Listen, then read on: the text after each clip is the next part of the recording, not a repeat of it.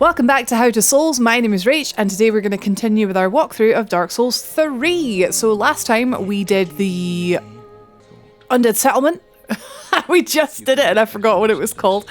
And we killed the curse-rotted Greatwood, affectionately known as Tree Balls. So now we've got a couple wee bits to do just around Firelink Shrine. You're going to see us doing this quite a lot. Sort of from now on, because Dark Souls NPC quest lines are notoriously, infamously easy to screw up.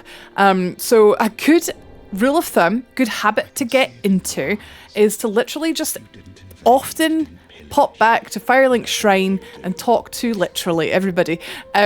Because it's so, like, unless you are like 100% switched on, you're keeping a notebook, you're making, like, you're picking up on everyone's like cues and stuff like that. It's so easy to just miss one little step and then screw up the whole quest line. And there's some really good quest lines in this game.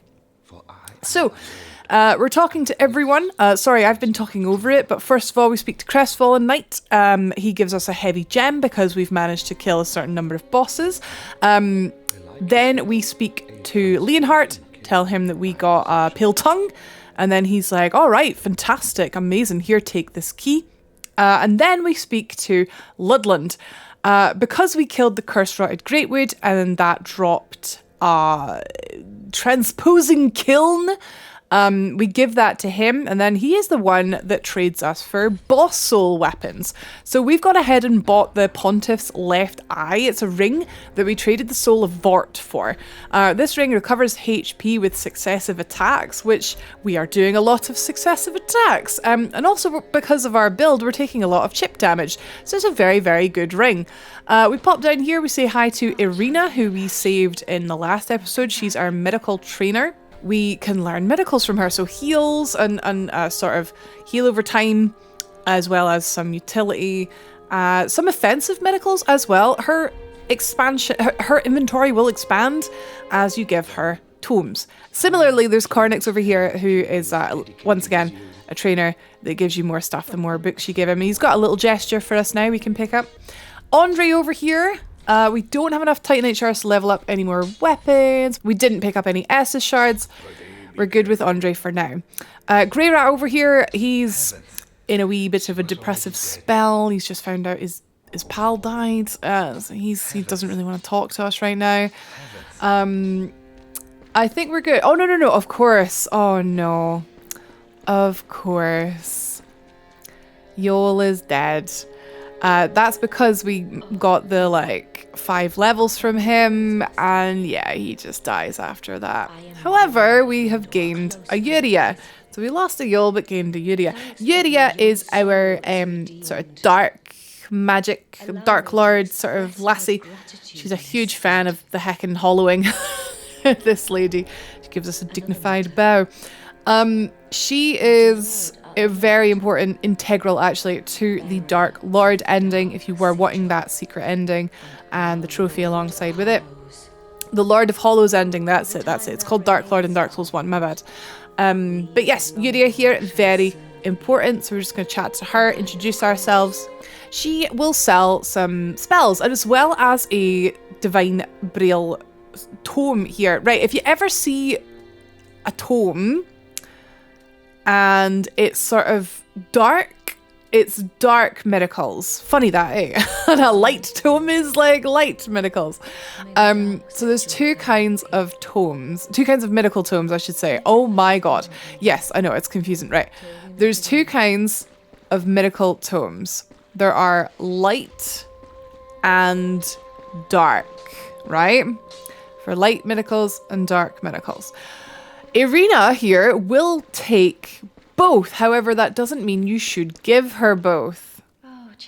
Because Irina's a little bit schizophrenic. She doesn't take well to learning sort of dark hexes, like spells.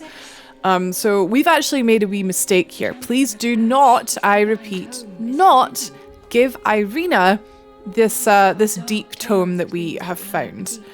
Because it is, it's got hexes in it, and if you give her tomes with hexes, well, it's okay, right? So we've given her it, giving her it is harmless.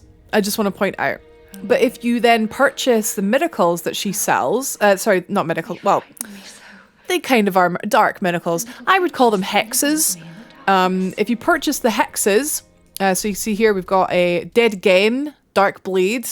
If you buy them, you have set her down a path that you cannot recover from. As soon as you buy one dark spell, that's her questline halted. So we're not going to buy anything. If you do want to buy some hexes, you can give the Braille Tome to someone else, and I'll point that out for you later on in the playthrough. The next thing we're going to do is we're going to go and use that tower key that we bought in the last episode for 20,000 souls. We probably could have done this sooner. But here is the tower that it opens. So this is the legit way to get to like Pickle Pea and Pumperum, Silver Serpent Ring, etc. We did the tree skip in like episode 2 of this walkthrough. So we got the Silver Serpent Ring like early, but here's how you're meant to get it.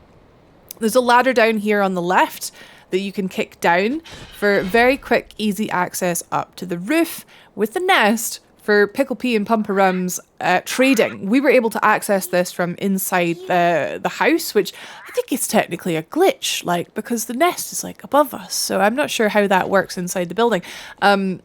But up there on the roof is where you're like meant to trade with them. So there's easy access to that. So we go back up and straight across this time. There are a couple of items in here, one of which very, very important to a certain ending. Again, another sort of ending trophy if you're interested in that. So I'll show you how to get that. So we're going to go up the elevator first of all and grab this very important item. This is the Firekeeper's Soul. This is a very, if you've played Dark Souls 1, you'll recognize this. Don't eat it. I can't say that enough. Don't eat it, please.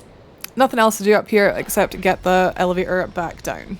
Right, now here's where it gets a little bit tricky. We have to do kind of jumpy, puzzly, typey stuffies here. We've got an item here on the coffins to pick up. You want to stand on this like second panel and just roll straight off to land on that. You get a Firekeeper costume if you did want to dress up as a Firekeeper. And then from here, make sure you're fully healed before we drop down to the lowermost level, because it does take a ridiculous amount of damage falling down there. And here is the Estus Ring. So now that our health is quite high, one Estus flask just isn't cutting it. So this Estus Ring will make our Estus heal for more each time, as if we had consumed an undead bone shard. Or burned it, I should say. Consumed it. Don't eat it. So it's a good ring. Actually, it's good for when you've got low Estus level but high HP level. So we've grabbed that. Right. No ended bone shards. Good idea just to check though. Now we have a quick thing to quickly accomplish back in the High Wall of Lothric. So we did get a key from Leonhart. He was mentioning, oh, here's the key. It's in the tower or whatever. And he's like, oh, please do kill the Dark Wraith in there. He's been in there for so heckin' long. He misses, I don't know, Netflix. And he's just had enough of life. So down here, once again, there is a guy here with a halberd. Watch out. This is the gate to open with that key. Once again, we got this key from Leonhart in the Firelink Shrine after we picked up a Pale Tongue. We found the Pale Tongue near where we were fighting the big fiery demon with Siegward of Katarina. So, down here in this cell, a Dark Wraith. Very cool. Same moveset as the ones in Dark Souls 1. A little bit faster, I think. A little bit faster. Same applies as with the, say, Lothric Knights. We're going to try and get behind him for a backstab. However, it's not really... It's kind of tricky with all these, like, bodies around. That is his Dark Hand. It's a shield, basically. So if you do try and attack while he's got his Dark Hand sort of barrier up there, you're just going to bounce off of it, and he's going to take advantage of that. He is hitting us for chunks of damage.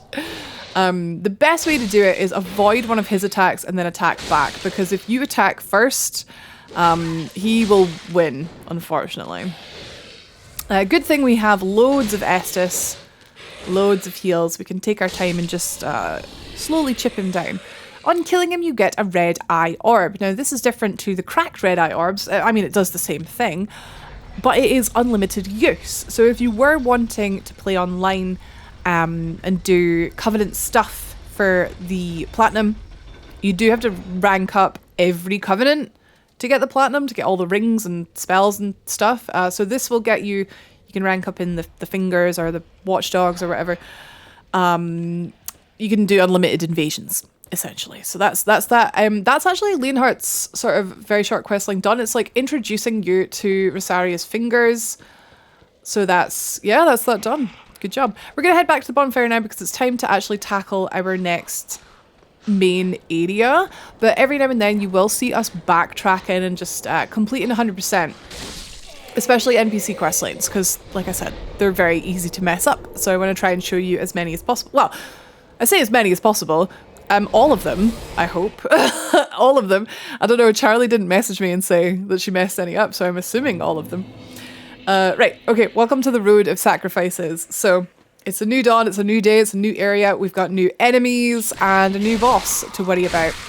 These are these sort of crow men. I think they're called Corvinus. They are a pain in the ass. They're loud. I just don't like how loud they are. We can get a plunging attack on this one though, thankfully. You just want to try and get these guys down as fast as possible. I know that applies to everything, but that was a shriving stone? Shriveling stone. Shriveling? What that does, it's like an infusion stone, except it like strips a weapon of its infusion, puts it back to like normal. So it's like an infusion stone, but not. Yeah, these guys, you want to kill them as fast as possible, especially just because they transform, they get wings, and then they start jumping around, and especially these two here, they're just a pain in the ass, and they're so loud and annoying. So unfortunately, we don't quite have enough to kill them with just 2 hits. It does take 3, but our damage is amazing. Every so often you'll see ones that do have staves and do cast poison mist, the purple mist, don't stand in that for too long. And this one's got a fire, like sort of whip attack as well. The mage Corvus do have a chance to drop their staff, and the staff is really, really good if you were thinking of doing poison stuff. But we didn't get one on this occasion. Head down here on the left, this little kind of hidden grove down here has a nice wee nod to Demon Souls and Dark Souls 1. I don't know if she's in Dark Souls 2. Is she a Man-Eater Mildred in Dark Souls 2? I don't think so. So yeah, it's a naked lady with a sack on her head, or in this case she's got a little witch's hat and a butcher's knife. So yeah, she is she's a marathon, not a sprint. That knife is going to hit us for chunks of damage. So we're just going to try and get behind her, wait for an opening. This is her weapon's weapon art, and it puts a little sparkle on the weapon. Essentially, it's just making the weapon do more damage. Every weapon has a weapon art, which is worth pointing out. We're going to talk about another weapon's weapon art later on in this episode. It's worth trying out a few, because there might be one where you go, oh, that's pretty cool, situationally amazing. She will drop her butcher's knife on death. Down at the end here we have more twin blades, Brigand's twin daggers. They're not better. You can try them out if you like, but they're not better.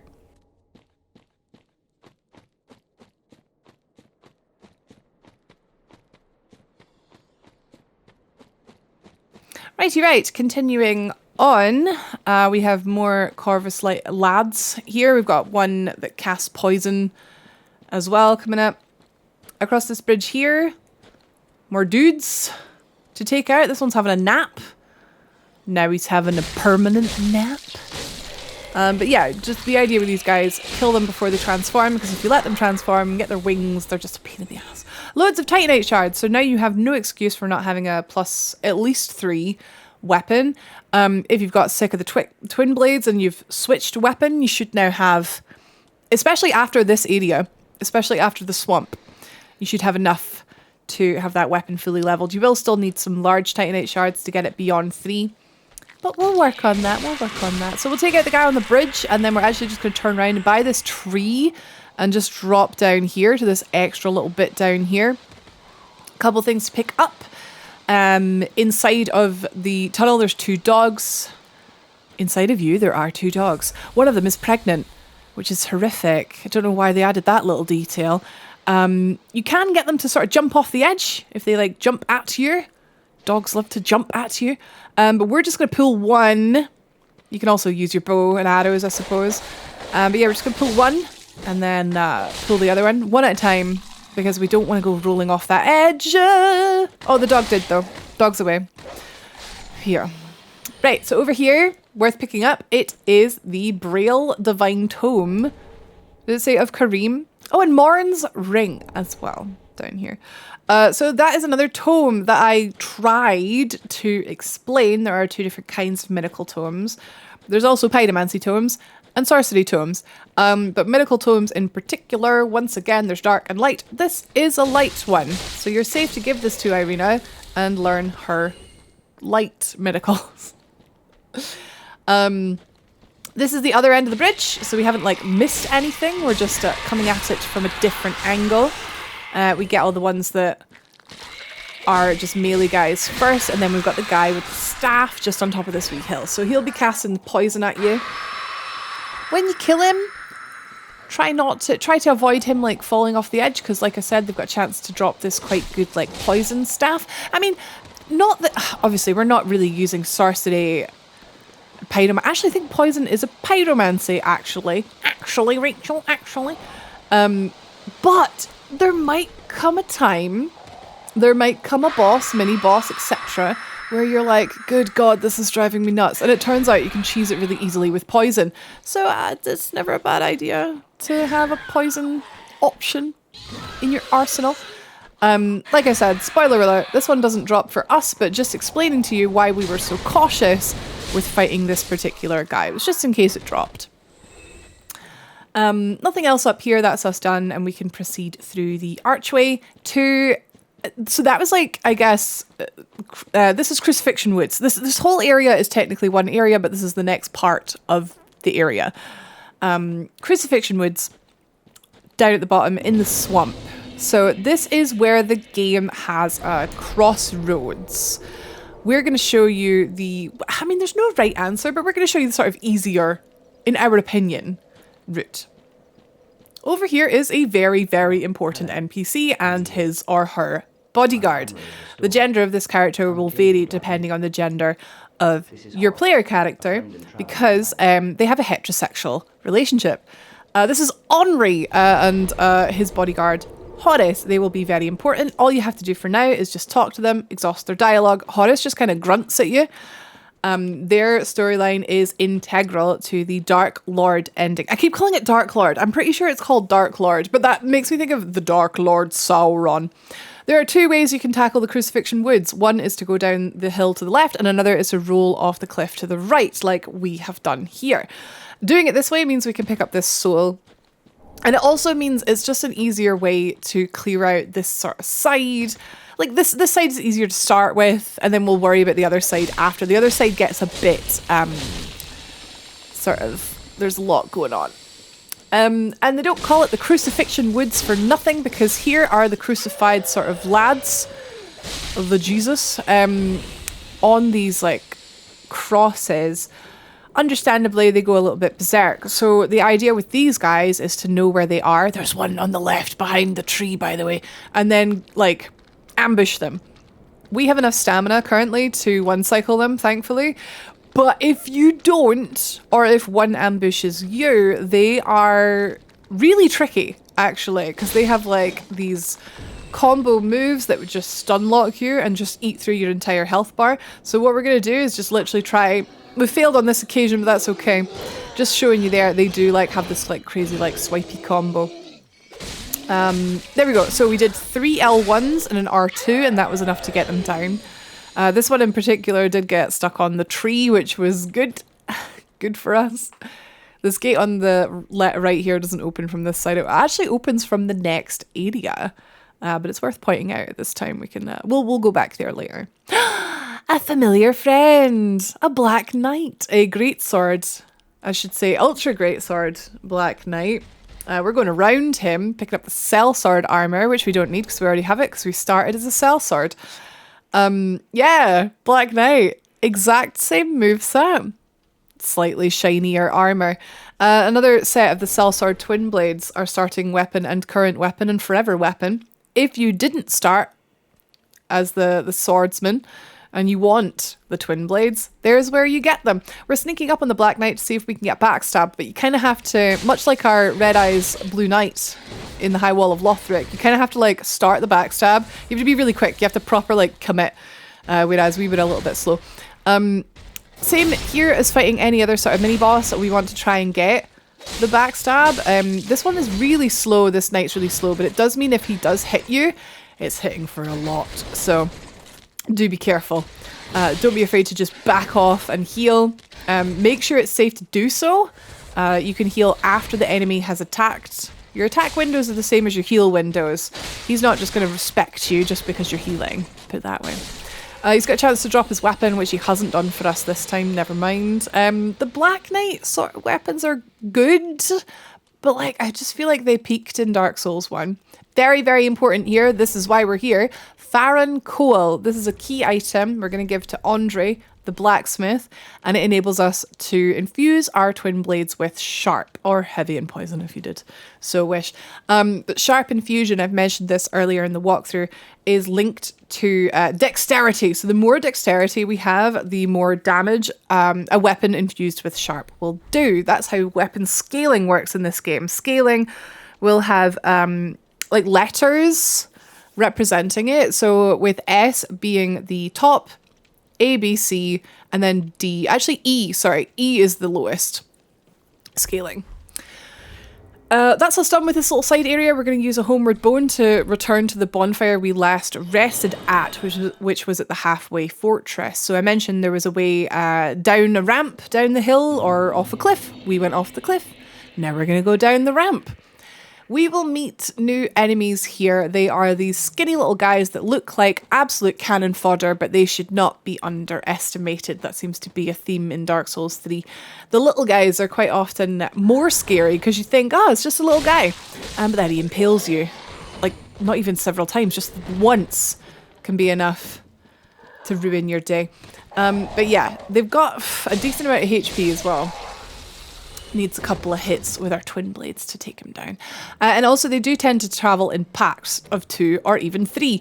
So be aware, be cautious, pull one pack at a time. You can use your bow, you can use fire, but don't use the fire bombs actually, just use your bow or your body. Be aware though, body pulling is more risky. So we're just going to try and take these guys out one at a time. There are 3. So obviously like we're going to get hit. It's quite hard to avoid not getting hit. But they obviously, because of the style of their weapon, they have this like very narrow area of attack. So you just have to dodge to the left or the right. Do not dodge backwards, obviously. They're gonna get you if you do that. Yeah, they're not too bad. I just hate when stuff piles on you. 3 at a time, it's just ugh. Round here, focus on the dog first. He's much harder. Well, not harder, just more annoying. He's much more annoying. Another Titanite shard there. We have out-leveled Titanite shards on our Sellsword Twin Blades. I forgot what they were called for a sec. But like I said, if you've decided to go with a different weapon, there's a Titanite shard. We're just going to go around the left-hand side here. We've got these little poison beetles from Dark Souls 2. They will stop and sort of spit some poison mist at you. Poison in this game is kind of pathetic, really. There's loads here. You could sort of wait for them all to gather and then get a nice wee plunging attack on them, but they're kind of pushovers. It's not a big deal. And like I said, poison is really not a big deal in this game. They do take a couple hits to go down, and we get a little bit trapped here, which is a bit scary, and we do get poisoned. But if you look at my health, it's really not that bad. We also have Pontiff's Left Eye equipped, so as long as we keep attacking stuff, we can out-heal the poison damage. So successive attacks mean obviously we're not going to be healing from the first hit, but if anything ever, like this guy here, needs a couple of hits to go down, then we're going to get a little heal from that. Oops. These guys are so annoying. They really do blend in with the environment as well. They just look like one of the trees because of the weapons that they carry. There's another one. I didn't even see him there. I was looking for him. I didn't see him. So we're just taking all these guys out one by one so we can safely pick up the treasure. This here is a shield. Great shield, in fact. Twin dragon great shield. Far too heavy for us. We actually do have a shield in mind, and it is in this area, and we'll pick up it shortly. Oh, that guy was chilling, sitting by the tree. Doesn't seem to want to come. There's a dog just on our left, so we're trying to get him to come round before the dog notices us. Just taking things nice and slow. Always take your first journey through an area nice and slow. Kill every enemy one at a time if you can. Pick up all the shiny shinies. And then if you do die and need to come back through, that's when you can start being like, oh, I've done this, and then just run through it. But we're taking things nice and slow. There's a group of 3 guys there with spears, and then a group of 2 right beside it, which we did die to, and I've cut it. I've done it a weird cut. Sorry about that, but be careful, take those out. Don't be afraid to use your bow and arrow. Totally legit strategy when you're fighting flipping 5 of them at once. But yeah, no, sorry about that cut. It was a weird one. Yeah, so, but past this bit, there's a couple paths we can do. But before you go in this building, before you go anywhere near that or that, turn around. There is a bonfire here. Hopefully not easily missed, because I hate hidden bonfires. I think it's so cruel. We're not resting because we don't need to. We haven't used any Estus because we died and they refilled. So bonfire lit. That's enough to make it serve as a checkpoint. We're going to start from the far left path here of the 3 paths. There's a couple of these spear bros to take out. And then down here, very important to go this way, by the way. Down here is an Estus shard. Oh, that was a weird, like, sort of slide. So pick that up. We have 2 crucified lads. One by the bonfire here. Careful. I mean, you can actually use the bonfire to damage him, but it can also damage you. So we're just going around it and full comboing him. Oh my god, he's still alive. Still alive. We picked up an ember as well. This guy, he sort of notices us, but he's like, nah, leave me alone. I like that you can see them sort of like looking at you.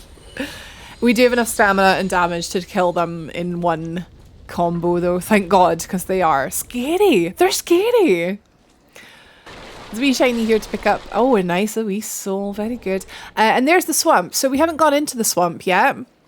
But we will just now, because in this building is a whole other heckin' thing.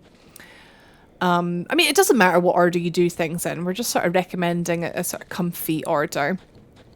This swamp is full of crabs.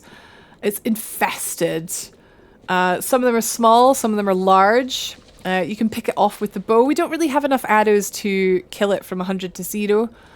So we're just going to have to fight this one in melee. The crabs are scary. But if you try and get them to do... They have like a bubble beam. Any Pokemon fans? This one you can kind of get him stuck between the 2 trees, which is ideal. Because he obviously doesn't want to come out the swamp. If you can get him to do the bubble beam, it's a huge window to attack. And obviously while this one is stuck in the trees, there's the bubbles. There we go. While this one gets stuck in the trees, they get a little bit confused. And it is a good opportunity to hit. After you deal enough damage, it does get stunned. You can stop your combo and simply press RB or R1, depending on your controller, and get a visceral attack. So if you've played Elden Ring, it's like that, but without the big obvious orange circle. There's a sound cue for it. So yeah, these crabs are hard. This one, not so much, because you can trap him. You can always back off. Be aware there might be enemies behind you though. Spear bros behind you though. God, don't pull them.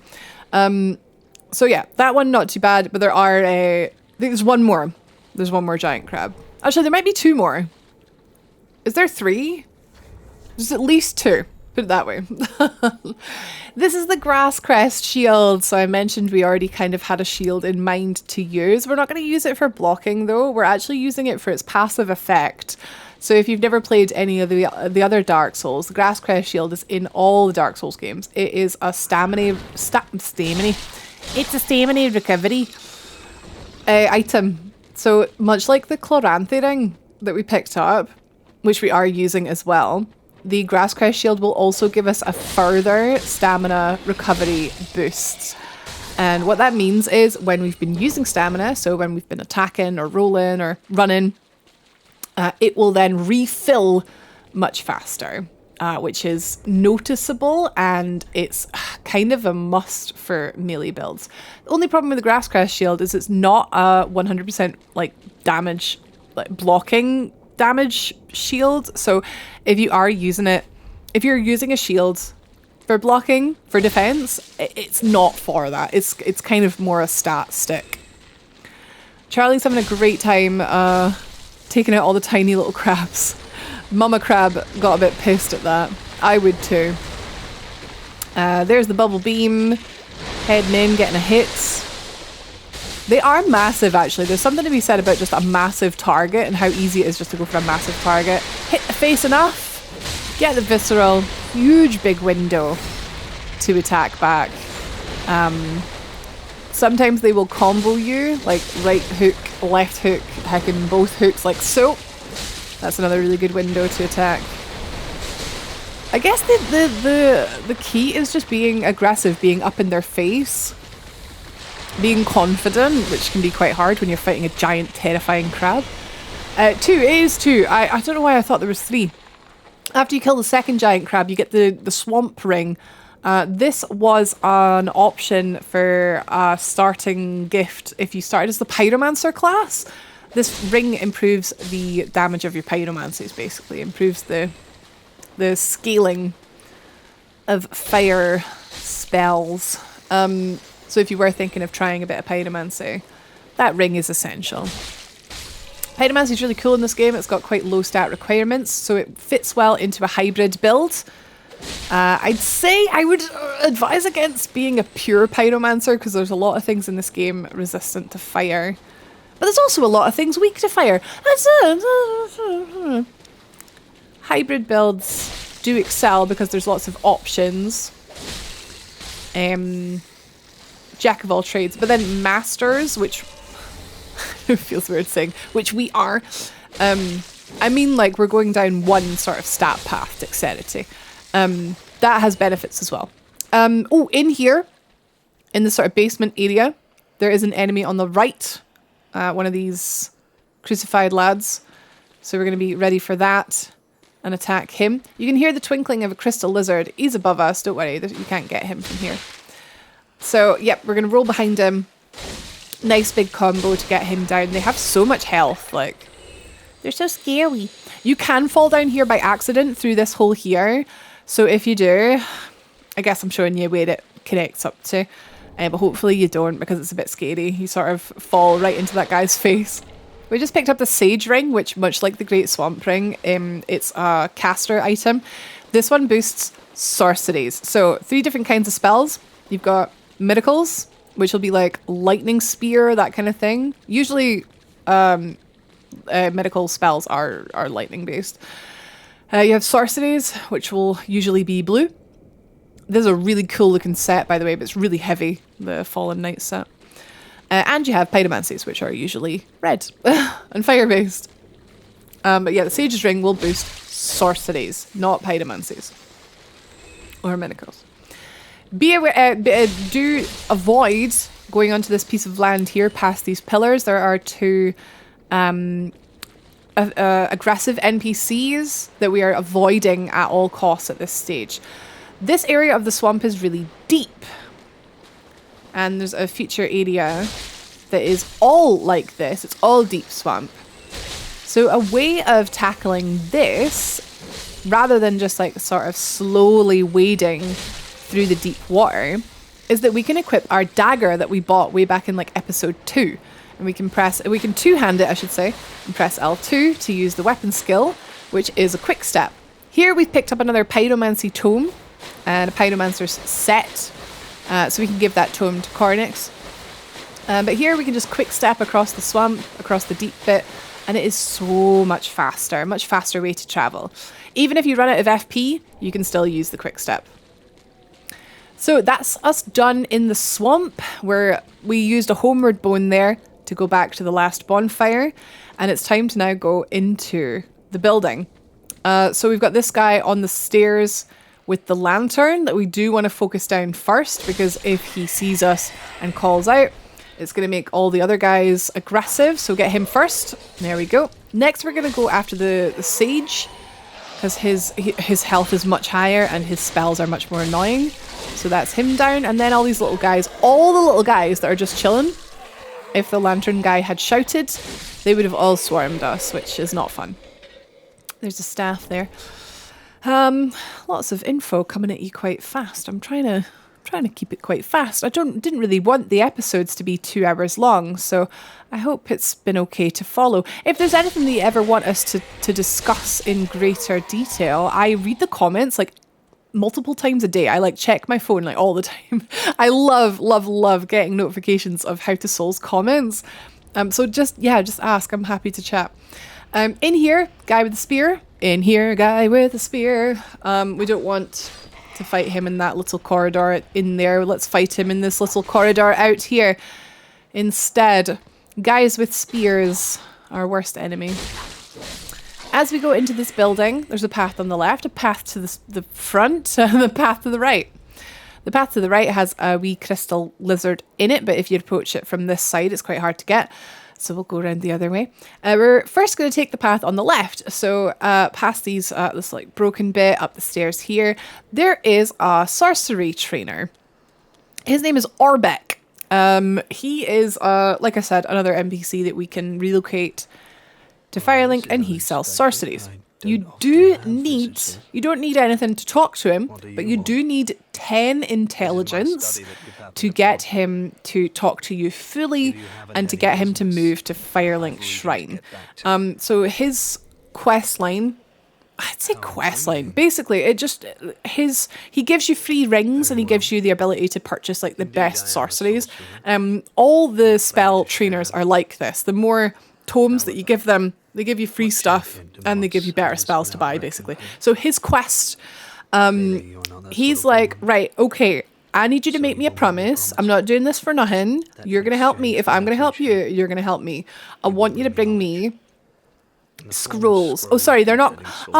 The sorcery ones are not tomes. They're scrolls, but you know what I mean. So you make a promise to him. Yes, I will bring you books. I'll bring you scrolls. If you head back to Firelink Shrine, I will bring you stuff. Okay? Fun fact, this got patched because it was ridiculous, but you used to have to give him a scroll before you beat the next boss. But now it is like 6 bosses. So as long as you give him a scroll before you beat like 6 more bosses, which is a lot of content, he will remain in the game, remain functional as a trainer. We got to pick this up. A blue bug pellet. Gotta be honest, I've got no idea what that does. I've never used one. I think it might be magic dampening, magic defense, temporary magic defense buff. I've never used one of these. There's so many items in Dark Souls 3. I'm just like, don't care. Not using it. Don't. I sort of got over that with Elden Ring because it was like, oh my god, use everything at your disposal. In Elden Ring. Crafting was cool as well, isn't it? Anyway, we're not talking about Elden Ring, we're talking about Dark Souls 3. This room has a lot of guys hidden behind pillars, but also has a lot of pillars to hide behind. So it's a double-edged sword, but we're the one holding the sword. I guess we're holding it in the middle. So we can use the pillars to hide from the sage that's at the end. There's that hole I mentioned that we could fall down. Don't fall down it. Yeah, use the pillars. Do not get hit by that soul spear. It's awful. Got one down, and then the other one. Oh, see, tricksy, false. Oh, that was amazing. He let his like spear went round the pillar. Incredible. But there we go. That's a nice, safe way to tackle this room. You can absolutely just book it and run through. and usually you get away with it, but always a good idea on your first time through an area just to slowly clear it. Over here was the tunnel that we saw before that did have a crystal lizard in it. There it is. And as soon as it sees you, it is going to take off. But we can trap it here and take it out for a crystal gem. Crystal gems are linked to intelligence. I was going to say scaling intelligence. People who are leveling intelligence.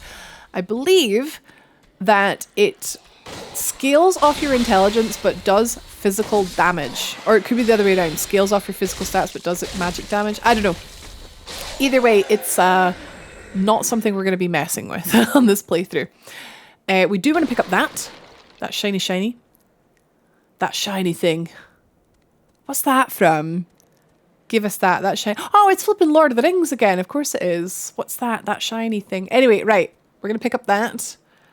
Charlie's procrastinating, so am I. I'm going to pick up that Ring of Sacrifice. As mentioned in a previous episode, when you wear that, it will cause you to not drop your souls on death, or if you have already dropped your souls, it will give you another chance to pick up the bloodstain at the cost of the ring. It's only got one use. It will be destroyed when you die wearing it.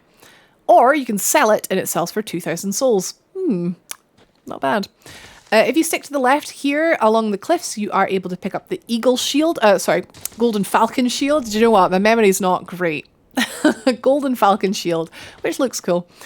And now we are going to approach these two hostile NPCs. They have large weapons. We do not want to fight them fairly. We don't want to fight them out here. So what we're going to do is we're going to pull. Just body pull. That one's having a bit of a moment there. Yeah, large club, large heckin' great sword. We're pulling them out all the way out. To be fair, this other guy was giving us a chance to fight the first guy fairly. But we're not going to fight fairly. We're going to run into the building. Immediately on the right, there's a ladder. We're going to mount the ladder, descend just a little bit. And they're going to get confused and just plop. Jump off the edge. Unfortunately, only one of them decided to jump to his doom, so we've still got the other one to deal with. However, it's so much easier to deal with one of them than two of them. So we'll just wait for him to get to the bottom, and as soon as he comes off the ladder, that's our chance to get a few free hits in. So because we picked up the XL Greatsword, we're left with the one with the large club. This one does cast miracles, so be aware of that. We get as much damage in as we can. He then starts casting a heal, which hesitation is defeat, as Ashina Shin once told us. We could have used that opportunity while he was healing to just quickly finish him off. But again, I'm never going to criticize someone for erring on the side of caution, especially when the guy that you're fighting has this massive heckin' stick. So we do get him down because they're not too bad one-on-one. They're very slow. So with them down, tidy amount of souls, and we're able to light this bonfire here. This is a possibility for the next area. It's not the one that we're going to do, but it is a possible next area if you have the balls for it, I guess. This takes us to Faden Keep, which is the poison swamp of Dark Souls 3. Up here we did miss picking up this homeward bone, and then down here... Aha! So this is just sort of showing you how the area all links up. We've been through the other side of that a wee while ago. There's Faden Keep there. Very fun area. Lots of fun enemies. Lots of poison and poo to wade through, and basilisks and poison. We'll go there later. So from here, actually that was a dev message. It said turn back. That's fun. That makes me want to go there. Yeah, we're not going to go that way just yet. The way to progress is in the big stone building that we were just in. However, we're just going to go ahead homeward bone back to Firelink Shrine, because the next boss is... Oh my god. It's for such an early boss, it's such a pain in the ass. Crystal Sage. So, here's our checklist. We're going to Andre, first of all. We're going to give him the Farron Coal that we picked up. There we go. So that's going to unlock the ability to infuse our twin blades with sharp. Now, I was uninformed, and I actually thought that this was something we were going to hold off on until our dex was higher. But it turns out, even from 20 dex, which in my opinion is quite low amounts of dex, so even at our low dex, it is a DPS boost to infuse our twin blades with sharp. So that's what we're going to do. Infuse down to the twin blades. Open that up. There you can see on the right what it's going to change to. So what do these numbers mean? 138 plus 32 is going to become 129 plus 66. And then down to attribute bonus, E is going to become E, and then C is going to become A. Basically what that means is the base damage is going down, but the dexterity scaling is going up. So the plus number is the bonus damage that is granted to us from having high dexterity. Don't forget to give Andre your Estus shard for another charge on your heal. We're then going to go to Cornix, give him the Pyromancy tome. But yeah, very important. This not so important, but Andre, yep, infusing your weapon and Estus shard, very important. We did buy Flash Sweat, and then we're going to give him the Great Swamp Pyromancy tome, and then we're going to buy the other defensive Pyromancy. So this, you don't have to do this right now. Profuse Sweat, that's it. Boosts all resistances. You don't have to do this now because it is 2,000 souls, but we've got souls to spare. So I think the way, the mentality is, we've got enough now. We might not have enough later. So we're just getting it now. But if you're sort of struggling a wee bit, maybe dying a wee bit more than us, and you'd prefer to put a few more points into health, for example, totally valid. Here's Arbeck. So he did relocate. The starting sellsword did start with 10 intelligence, so we luckily had enough to get him to locate. He will sell some sorceries, which we're not going to buy. Irina, over here, we did pick up another, a divine tome this time, so we can give this to her. Not that we're going to buy anything at this time, but to complete her quest line, we will eventually. So light miracles, dark miracles, it's very obvious unless you are... Do you get color blindness that sees in black and white? Unless you only see in black and white, you're going to have to like read. But it's very obvious at first glance which ones are light and which ones are dark. But here we go. Braille Divine Tome. Now I can tell new tales of miracles. That will make her sell more miracles. Grey Rat over here has sort of... he's moving on. So he's like, look, I'm a thief. Do you want me to go and pillage? Absolutely. So Grey Rat's kind of unique in that he is a merchant that he's like, do you want me to go and get more stuff? And we just have to say yes. We don't have to give him anything. We just have to say yes. So off he goes. And then we're going to go to... Oh, Leonhardt. Tell him, yep, we got the Red Eye Orb all done. Killed the Dark Wraith. What a dangerous woman. Aye.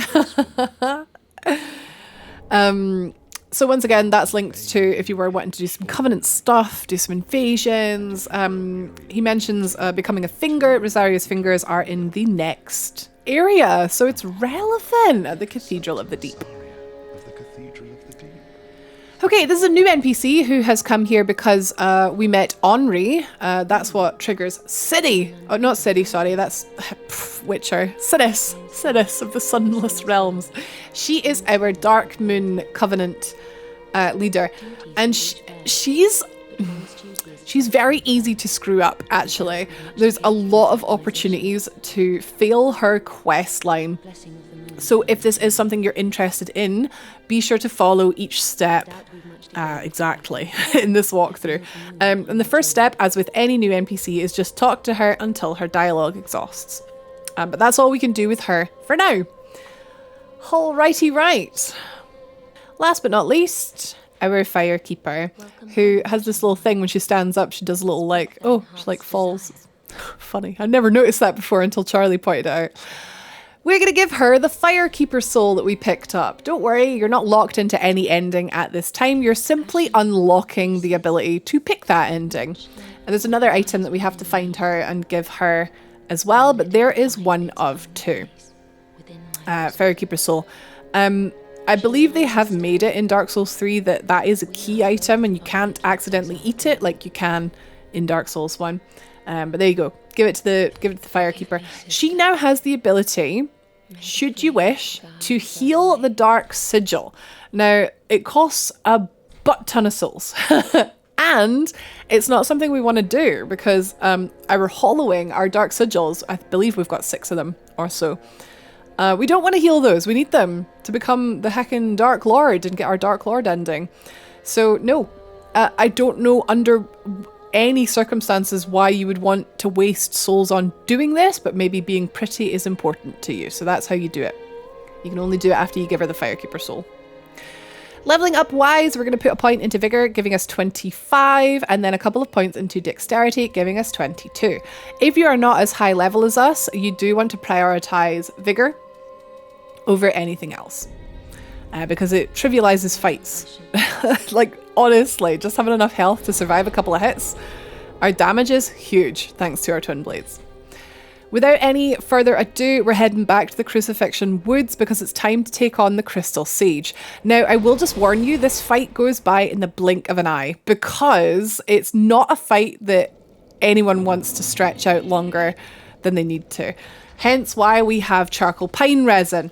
We got we're looking at maybe getting a bit more magic defense here just so we can be a bit more aggressive. So I think we're sort of saying screw it to the low equipment weight.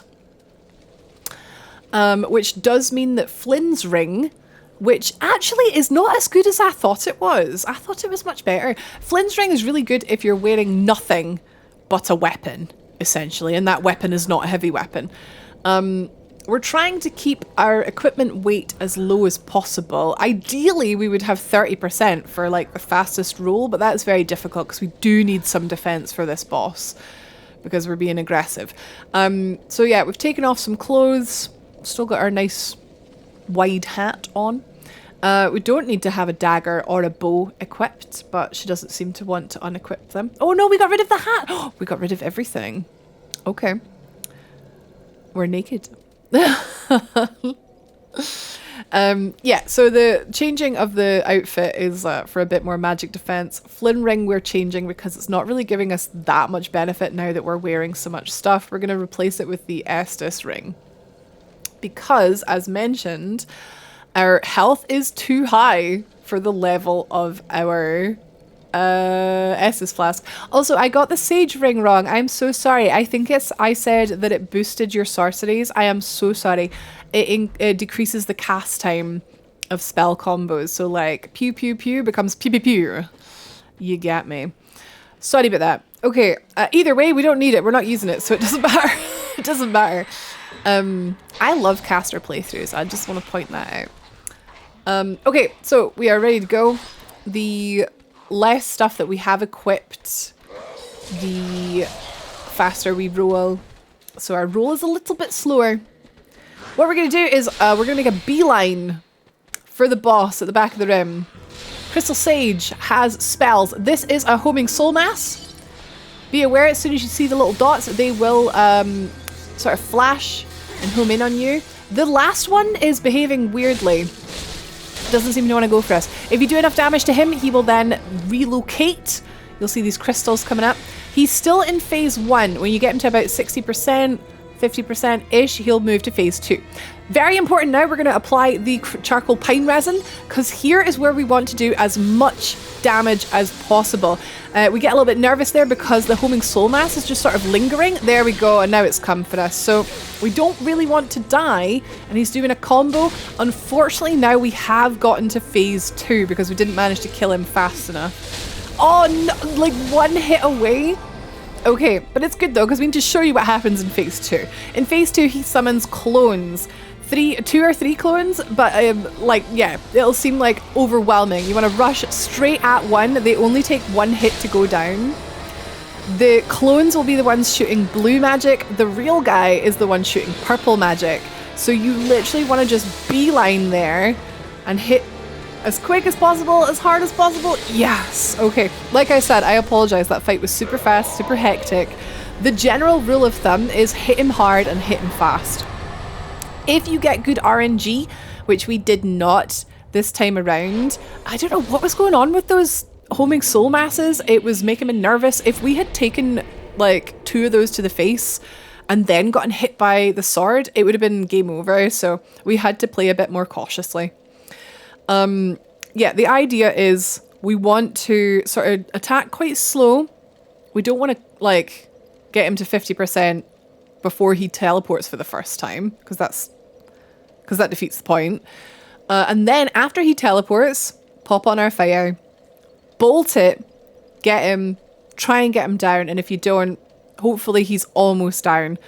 So hopefully he's almost down. So you can pick off the clones one by one until you decipher who the real guy is. And then you can get him down for the rest of the way.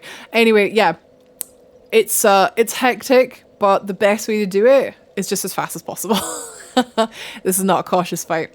Right, well, I hope you enjoyed. That was the Crucifixion Woods and the Crystal Sage. I'll see you next time on Dark Souls 3. Subscribe for the next part. Leave us a like if you like, and I'll see you later.